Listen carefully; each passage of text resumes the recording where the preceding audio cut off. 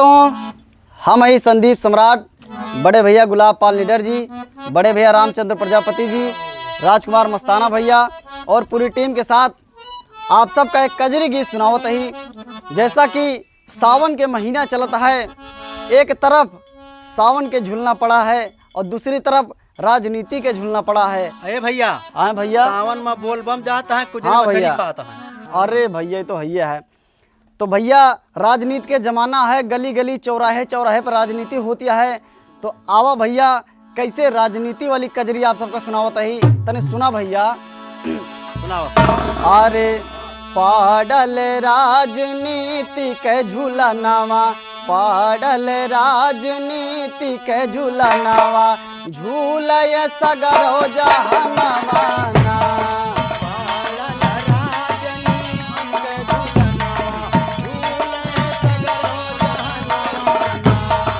पाडल राजनीति के झूलनावा, झूले सगरो जहनवाना। पाडल राजनीति के झूलनावा, झूले सगरो जहनवाना।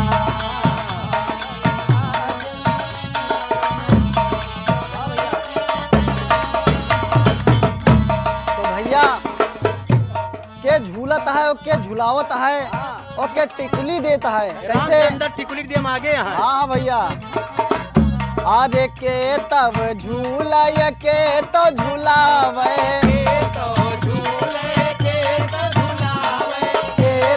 झूला के तो झुलावे,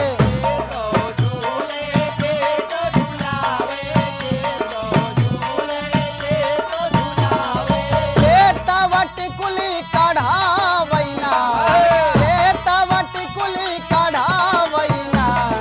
पाडल राजनीति के झूलनावा, झूले सगरो जहनवाना।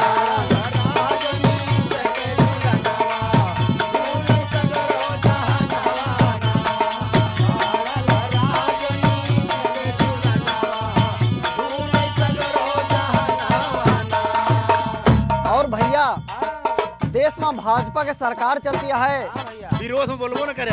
विरोध में भैया बोल न पाऊ और झूलना वो नहीं झूली हैं। जेके सरकार रहे, जेके जीवन में आनंद रहे। तो कैसे भैया? आजे मोदी जी झूले, योगी जी झूलाए, मोदी जी झूले, योगी जी झूलावे,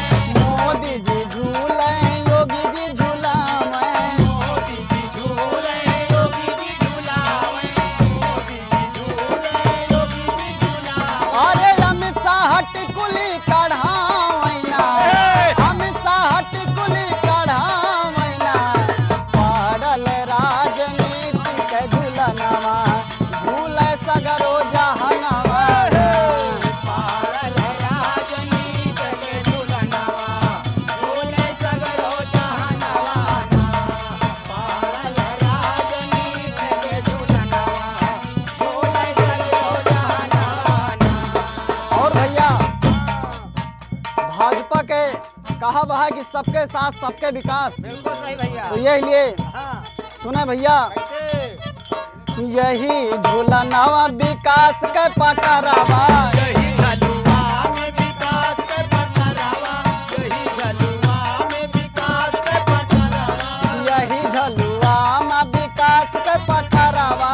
यही झलुआ में विकास के पटरावा, यही झलुआ में विकास के पटरावा। अरे योजना के लागे ना बंधनवाना, योजना के लागे ना बंधनवाना। पाडल राजनीति के झूलनावा, झूलय सगरो जहनवाना। पाडल राजनीति के झूलनावा, झूले सगरो जहनवाना। पाडल राजनीति के झूलनावा, झूले सगरो जहनवाना। और भैया ये सरकार में फ्री में पढ़ाई और फ्री में दवाई होती है। हाँ भैया। तो कहा बा है, फ्री में पढ़ाई होता, फ्री में दवाई, फ्री में पढ़ाई होता, फ्री में दवाई, फ्री में पढ़ाई होता, फ्री में दवाई। फ्री में पढ़ाई होता, फ्री में दवाई, फ्री में पढ़ाई होता,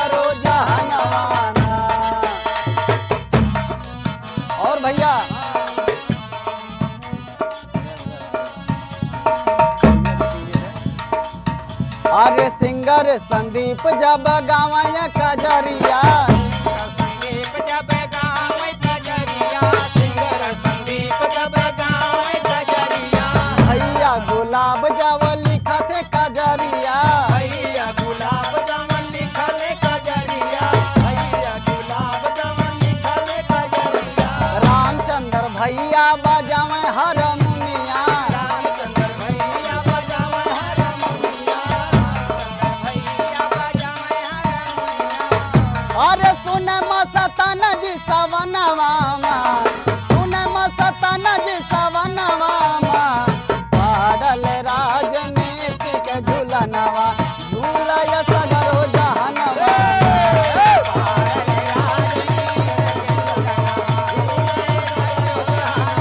पाडल राजनीति के झूलनवा झूलय सगरो जहनवा पाडल राजनीति के झूलनवा झूलय सगरो जहनवा।